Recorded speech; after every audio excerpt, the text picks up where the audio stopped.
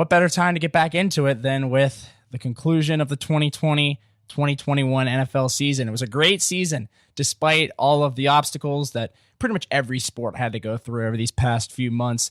The NFL was able to tough it out. Every team played all 16 games. We still had some great games, including that Cardinals versus Bills game, I think, was the most memorable game with that Hail Mary from Kyler Murray. That was the one I remember the most out of, all of the games this season. But, a lot of people were wondering, could they get this up and running again in time for the NFL season? But they made it work, and we ended up getting a really good season this year. So I'm pretty pleased with how everything ended up, settling down. And with the season, it was really, really interesting to see how these teams would just match up on any given Sunday. Some fans have it, some crowds having, a little bit of people here and there, a couple thousand. And then there's other ones where the stadiums were completely empty. And it was interesting to see how these players would feed off energy this season. That was probably the most exciting thing for me this season. But with the season concluded, let's look back on, the biggest game of the season. Super Bowl 55 was last weekend.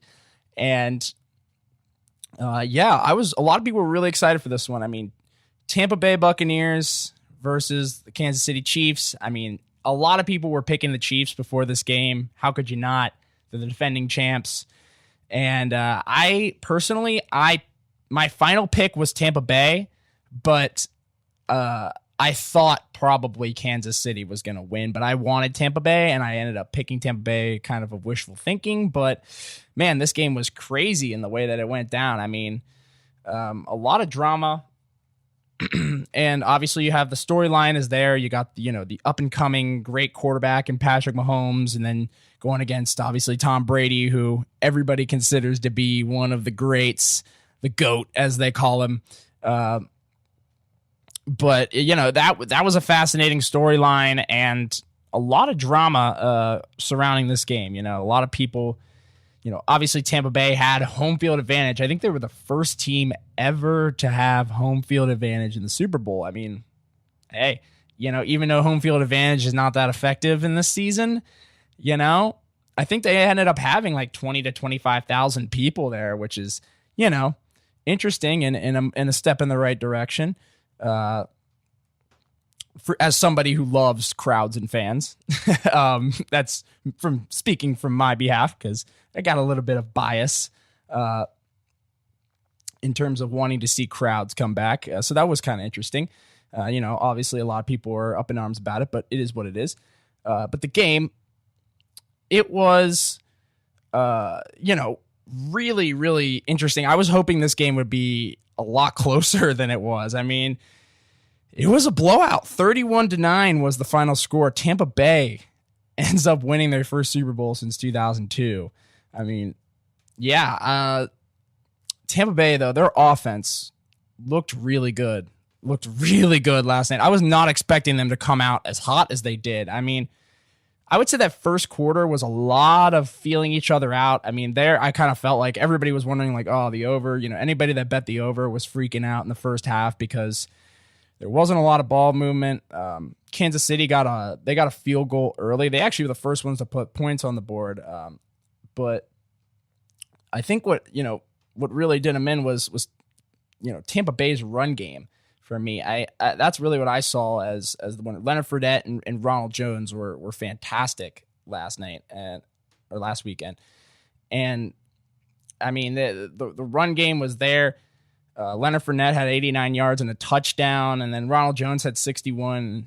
They had a combined 28 carries. So, I mean, they were running the ball, and that's the thing. When you're in the Super Bowl, you got to pound immediately. You got to run the ball immediately. I mean, you have to establish the run in the Super Bowl, and that's something Kansas City completely failed to do on all cylinders. I mean, outside of Patrick Mahomes making plays on his feet and a couple of good runs early from Clyde Edwards-Helaire, the run game was absolutely nowhere to be found with Kansas City. And that's really what kind of did them in, because Patrick Mahomes threw 49 times in this game. I mean, you got to have more diversity in your play calling, but when you're not moving the ball on the ground, you're not going to get anywhere. You're not going to set up any of those pass plays. And it's almost like Tampa Bay saw pass coming every time. And that leads me to my personal Super Bowl MVP, which is the Tampa Bay Buccaneers defense as a whole.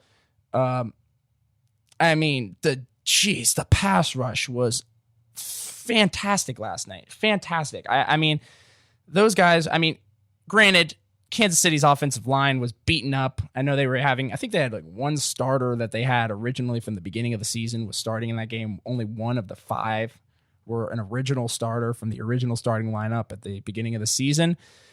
So that I found to be kind of intriguing because, you know, it obviously could explain the stunting in their run game and their, you know, reliance on throwing the ball early in the game. Which kind of did him in. But Edwards-Helaire, I think, actually, you know, he had a good first half. He had, you know, he averaged 7 yards per carry. So, I mean, it wasn't like he was slugging, but they just weren't giving him the ball. He only had 9 carries for 64 yards in the game. And I mean, that needs to be up in the 12 to 15 range, if I'm being honest. I mean, and I know they were playing from behind for a lot of, but I mean, for the first half, they were in this game. I mean, especially in that first quarter, and they were just already defaulting to throwing deep and trying to get into the hands of Travis Kelce and Tyreek Hill instead of letting it be more natural. It felt like Kansas City was forcing it at every single corner, and you know, it caught up with them. The lack of running the ball, it caught up with them, especially in the second half when literally every single play you knew Mahomes was going to be throwing the ball. And the guy's already struggling on a turf toe, and he was the second leading rusher on the team. I mean, that in and of itself is a little concerning. I mean, not that he was the second leading rusher, but the fact that he was like, you know, he only had 4 less carries than Clyde Edwards-Helaire did. I mean, yeah, not good, man. Not good from Kansas City's offense. And I get it. You know, they were beaten up on the offensive line, like I mentioned, but, you know, you can only throw to Travis Kelce so many times before, you know, teams start doubling him, and then you got to go to somebody else. And Tyreek Hill had an interesting night, was rather quiet. I mean, he had 7 catches for 73 yards. So, I mean, decent work from Tyreek, but we've seen better from him. But like I said, Tampa Bay's pass rush was absurd. I mean, they were getting in the backfield every play, forcing Mahomes to just get out of the pocket. You know, he had several plays where he was running around trying to find somebody open and then ends up getting hit and just chucking the ball downfield aimlessly. There was about 3 or 4 times that happened, especially in the second half. I think in the fourth quarter it happened a few times. He had, you know, some 4th down and longs, and you know, this team was awful on 3rd down, by the way. They were awful. Kansas City, they couldn't convert a 3rd down last weekend. I mean, at all. I think they finally got one in like the late 3rd, early 4th quarter. But man, it was rough. And Andy Reid is really my biggest problem in this game. And this has come from somebody, I've watched a lot of Andy Reid games. You know, I'm an Eagles fan. I've watched the guy, and I have a lot of respect for the guy as a coach. I think he's a fantastic coach. I do. And you know, he doesn't get a lot of credit, but well, nowadays he is, but he didn't prior to winning that Super Bowl last year. But yeah, man, he dropped the ball big time in this game. First things first, like I said, you know, neglecting the run. And I know Kansas City's not a huge running team, but I mean, 9 carries for your rookie running back, man. Come on, give him 15 at least. Anyway, that being one of them, and the other being the biggest problem with Andy Reid. Like I said, it's coming from somebody that's watched a lot of Andy Reid games over the years, is his time management. His time management in this game was not good, especially in the 4th quarter. There was a drive in the 4th quarter. Kansas City was in the red zone, and it was, I think, it was a 3rd down and long. I think they either threw an incompletion or something. So it was a 4th down and 9. They were trying to figure out what they wanted to do. I think they were on like the 25-yard line. They were on the Tampa Bay 25. It was like 4th down and 9. And there's like, I think 11 minutes in the 4th quarter.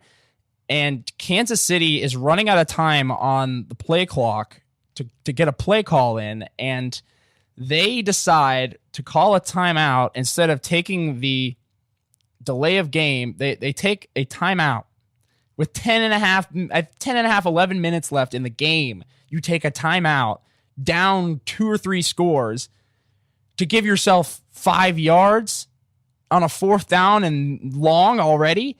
Like, personally, I would have let that thing run out. I would have went with the delay of game, went for it anyway. I mean, 5 yards on a 4th down, what's the difference really when you're thinking about it, when you can savor that timeout and use it later in the game? They already were down to 2 timeouts before they had even gotten inside of 10 minutes of the game left. And now you're struggling. You're down 3 scores. And, you know, I was just sitting there like, God, this just makes me feel like 2010 Eagles right here. This is 2009 Eagles Andy Reid making that, stupid decision. You should have gotten the penalty. In that case, you eat the penalty and you move on, and savor your timeouts. But they wasted it, and that ended up putting them in a bigger hole than the hole they were already in. But man, Tampa Bay, man, they were all over them. They had them figured out. I hadn't seen Kansas City that beaten this season. Very rarely. I mean, they just were so solved.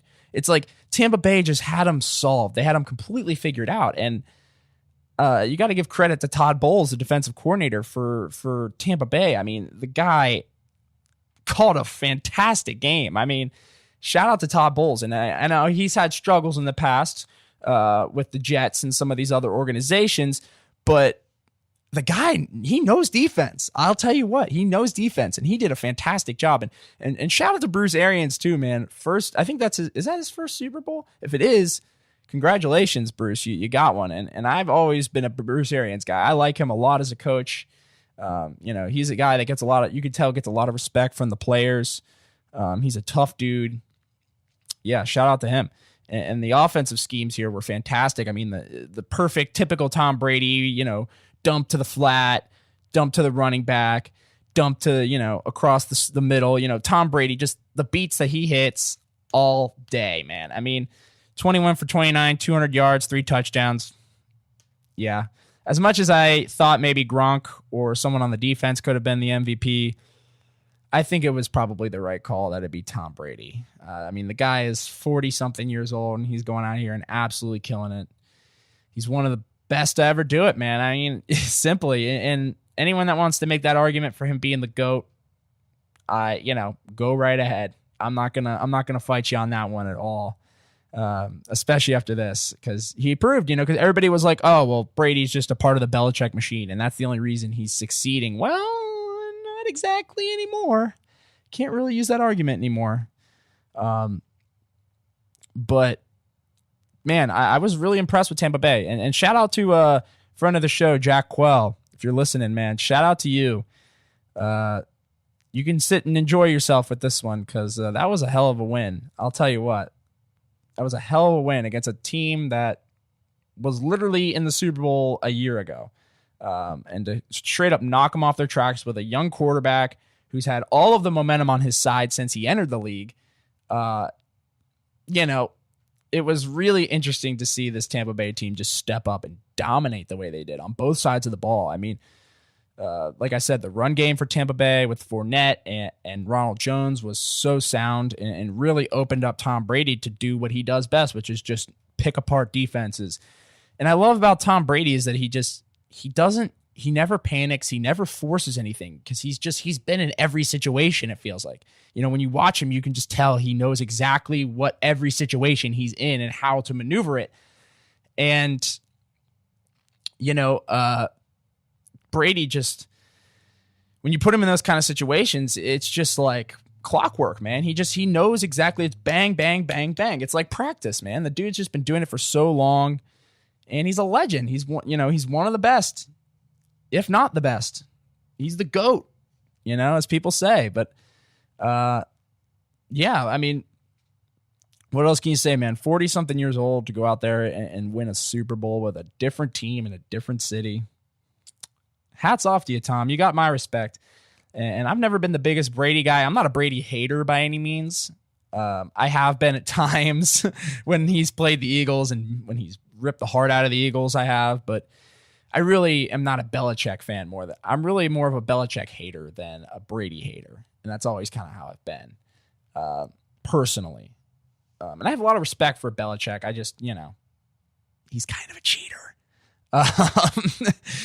But Antoine Winfield, by the way, Devin White, Antoine Winfield, Jason Pierre-Paul, Levante David. I mean, these guys had an absolute monster game last night. I mean, Antoine Winfield had the big breakup play on Tyreek Hill, and he gave him the little peace sign. That was kind of cool. And then Devin White obviously had the cleanup interception at the end of the game, which kind of sealed the deal. And there was like 3 or 4 plays on that drive that could have been a pick. So, I mean, Mahomes was at the point where he was literally just chucking things up in the air and seeing what lands. And there was one that was really close. There was one where he was literally getting dragged to the ground. He just chucked it up, and it went into the corner of the end zone and I think it was almost caught. It like went through the hands. I was like, how the hell did that ball even get there? And that's just the kind of stuff that Mahomes does. And he's legit. Like I said, I don't necessarily blame him as much for this. Like I said, Kansas City's offensive line was incredibly porous. But yeah, Mahomes could have done better. He could have, he made some bad reads. He felt panicked. He definitely felt the heat. He felt the heat for sure. And he was making a lot of panic plays. He was forcing a lot of balls. And yeah, I mean, he was forcing a lot. He made some mistakes, and obviously had 2 turnovers, 2 bad ones. One of them being in the red zone. But that's for Kansas City's defense. Haven't really talked much about their defense. Yeah, I mean, they looked good in the first quarter. Kansas City's defense looked good. I mean, they had that goal line stand in the first quarter, or in the first half, that helped kind of put them on track. But that's the thing. Their defense gave them multiple opportunities to get back in this game. I mean, but they also screwed them on a couple things. I mean, there were some bad penalties too. Like there was a pass interference penalty, I think, that came, or it was a defensive holding. That's what it was, on what would have been an interception by Tyrann Mathieu, was called back for offensive holding, or I'm sorry, defensive holding. Jeez, I'm all mixed up. It would have been an interception by Tyrann Mathieu, but it's called back for defensive holding, which in return, instead of first down inside Tampa Bay territory for Kansas City, it flips to first down for Tampa Bay. And man, I mean, those kind of swings will get you in the Super Bowl, man. You can't make those kind of mistakes in the Super Bowl. And that's the thing. Kansas City's corners were being overly aggressive in this game. I mean, there was 3 or 4 bad penalties which set up Tampa Bay for scores or to get in position to score. I mean, it was really the wheels kind of came off the train for Tampa Bay. For Kansas City towards the end of this. Mixing everything up in here, but you get my point. You catch my drift. Chris Godwin, I was expecting to do a lot more in this game, but it is what it is. He's got a ring. That's all that matters. But yeah, 31-9, final score of this game. Yeah, Tom Brady, he's one of the greats. And Kansas City, they'll be back. They'll be competitive every year. And maybe this will put a little chip on their shoulder. Maybe they'll come back next year and, make another run. The AFC is getting interesting, that's for sure. And as for Tampa Bay, I saw today that Mike Evans said he would be willing to take a pay cut to help keep the framework of the team around. And hey, I got mad respect for people that want to do that. That's the kind of guy you want on your team, is a guy that'll be like, yeah, I'll take a couple mil off just so we can be good and competitive. Because a lot of guys just take the money, not really understanding the consequences of that, in the sense of like, yeah, your team's kind of going to suck if they can't afford to get anybody else to help you. And that's kind of the Brooklyn Nets syndrome we're seeing right now, where it's like, let's just load up as many stars as we can and not have anybody around to help. And Tampa Bay did a good job of having the star power of, Antonio Brown and Gronk, who had a fantastic night, by the way. Shout out to my fantasy team, Gronk and Mike Evans and some of these other guys, and Levante David and all these big personalities. You get them on there, and then but they have, the fortitude and the other pieces around to make it more cohesive than just, we only have these star players and everybody else sucks. It's we have these star players and they complement and help all the other players on the team, if that makes sense. But, the sum of your parts or whatever it is, however you say that saying. The whole is a sum of its parts. There we go. But yeah, 31-9. Tampa Bay Buccaneers are your Super Bowl champions, man. Congratulations. Bucs fans out there, Quell included. If you guys are watching, shout out to you. Celebrate. Enjoy yourselves. Tampa Bay is an awesome city. And, as for the commercials, weak. That's all I have to say about that. Weak. Just straight weak. I didn't like one commercial. Didn't think one was even close to funny. But I did like some of the movie trailers, which we'll get into. But that's Super Bowl 55, man. I'm excited for next season, and I'll probably cover the NFL a lot more aggressively next year, and the NBA. I'm going to cover sports a little bit more aggressively moving forward than I used to in the past. But this year was kind of a funky year altogether. A whole lot of weird stuff going on, and the COVID and all that. So as things normal up, I'll ease myself more into it. But like I said, fans are what's really going to bring the energy back to all sports, not just the NFL, but all of them. They all can benefit from having people there. I mean, it adds a certain level of density and weight to the game that you kind of miss when it's playing in an empty stadium with fake crowd noise being pumped in, So that's that. But